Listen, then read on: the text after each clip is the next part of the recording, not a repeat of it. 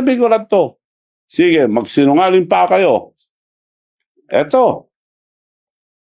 Oh.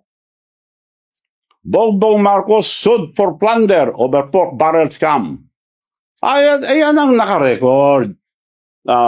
Madam Spokesperson. Ito. Girl, tingnan mo ito, girl. Ito. Bongbong Marcos sued for plunder. Plunder filed versus Bongbong Marcos over 205 pork barrel scam.